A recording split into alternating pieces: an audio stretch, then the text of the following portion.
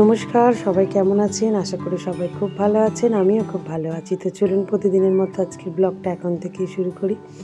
সকাল সকাল তো সবাই ঘুম থেকে উঠে গেছি। আজকে তো রান্নাবান্নার ছুটি, সবথেকে বড় কাজ যেটা আমাদের সংসারে। তো সেটার আজকে একদম ছুটি। জানেন তো কী কারণে? আজকে ষষ্ঠী। তো ষষ্ঠী যেহেতু, তাই পঞ্চমীতে তো রান্না হয়েই গেছে। তো সেইগুলোই আজকে খাওয়া দাওয়া হবে। তাই আজকে আমি সকালবেলা ঘুম থেকে উঠেই আগে বিছানাটা পরিষ্কার করতে এসেছি। বিছানাটা মোটামুটিভাবে আরোহীর বাবা গুছিয়ে দিয়েছে। তো এখন আমি শুধু ঝাড়তে এসেছি। বিছানা কাঁথা পরিষ্কার পরিচ্ছন্ন থাকলে না বেশ ভালোও লাগে, ঘরটাও সুন্দর লাগে। তবে জানেন, আজকের দিনে আমরা খুব মজা করি। সবাই মিলে সকাল থেকে এই যে খাওয়া দাওয়ার একটা তোড়জোড় থাকে না, রান্না করতে হয় না ঠিকই, কিন্তু খেতে তো বারণ নেই। তবে আজকে আমরা কেউই গরম কিছু খাবো না, মানে মেয়েদের কথা বলছি আর কি।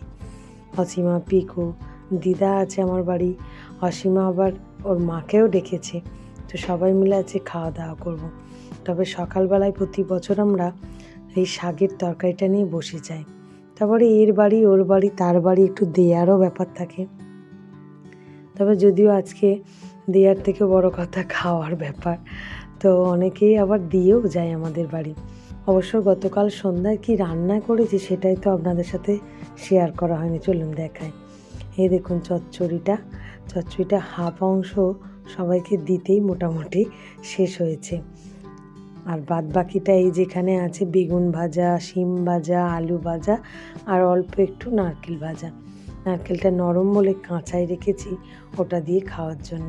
এখানে আছে ডাল চচ্চড়ি আর আছে একটু পায়েস। তবে গতকাল সন্ধ্যায় রান্নাতে যেমন চচ্চড়ি, ডাল, পায়েস এইগুলো বেশিরভাগটাই একসাথে করেছি আমি আর অসীমা। তো সেটাই একটু একটু তোলা আছে আমার এখানে। আর এই যে সকালবেলা বসেও গেছি, দেখুন টিফিনের সময়তে শাক চচ্চড়ি নিয়ে শুরু। আজকে কেউ মুড়ি টুড়ি খাবো না, একেবারে 11টার দিকে পান্তা খাওয়ার কথা হয়েছে। অসীমা খাচ্ছে আমার মায়ের বাড়ি থেকে পাঠানো একটু শাকের তরকারি, আর আমি যেটা খাচ্ছি ওটা হচ্ছে এই সোনালিদি যে বসে আছে ওনার হাতে বানানো একটু শাকের তরকারি। তারপরেই স্নান সেরে নিলাম। অসীমার মাও খুব কাছাকাছি এসে গেছে, ফোন করেছিল। তো আসলেই উনি সবাই মিলে খেতে বসবো। তারই ফাঁকে পিকু নিয়ে চলে এসেছে এক বাক্স মিষ্টি। আজকে আমাকে খেতেই হবে নাকি, এরকমভাবে একটা একটা করে খাওয়াচ্ছে। ওরা বাক্সগুলো সব সেদিনকে তুলে রেখেছিল। তবে আপনারা হয়তো আমাকে নিয়ে খুবই হাসাহাসি করছেন যে এতগুলো মিষ্টি কেন খাবে। আসলে ব্যাপারটা হয়ে গেছে, কয়েকদিন আগে একটা স্বাদের ছোট্ট করে অনুষ্ঠান হয়েছিল বাড়িতে। তো সেই ভিডিওটা আপনাদেরকে দেখানো হয়নি, তবে দেখাবো খুবই শীঘ্রই দেখিয়ে দেব। তো আজকে একটা মিষ্টি আমাকে খেতেই হবে। ওরা খুবই বায়না করছে। তো আমি শাড়ি আমি আর পরলাম না, জাস্ট একটা শাড়ি গায়ে দিয়ে আর মিষ্টিটা আমি খেয়ে নিচ্ছি।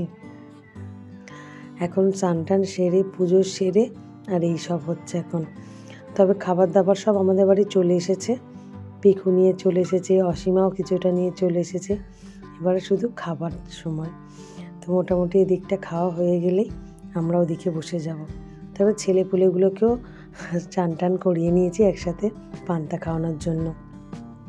সকালে আজকে কেউই টিফিন করিনি, মানে ভারী কিছু করিনি। প্রতি বছর সকালে শাকের তরকারি দিয়ে মুড়ি, পায়েস এগুলো খেতে খেতেই না পেটটা ভরে যায় জানেন, আর কিছু খাওয়াই যায় না, মানে দুপুরবেলা পান্তাটা ঠিক খাওয়া যায় না।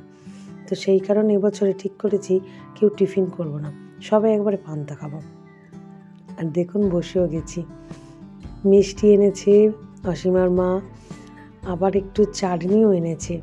উনি তো একটা স্কুলে কাজ করেন, তাই সেই স্কুলের রান্না একটু নিয়ে এসেছেন আমাদের জন্য।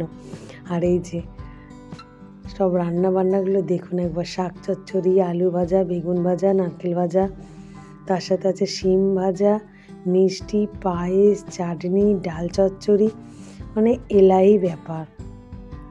মুড়ি, কাঁচা লঙ্কা আর নারকেল এটা আমরা নিয়েছি সাথে। তো সবাই মিলে বসে গেছে একদম এক ধার থেকে রোদ্দুরে আমাদের উঠানে। বেশ মজা করে খাওয়া দাওয়া হচ্ছে। তবে সবেমাত্র বসেছি তো, কখন যে উঠবো জানি না। কিন্তু পান্তা অল্প অল্প নিয়েছি, কিন্তু খাবো অনেকটা করে সবজি। তো যাই হোক, চলুন, খাওয়া দাওয়ার তো শেষ নেই কোনো। তারপরে আজকে যেহেতু শনিবার, সন্ধ্যাবেলা মাকে একটু আরতি করলাম।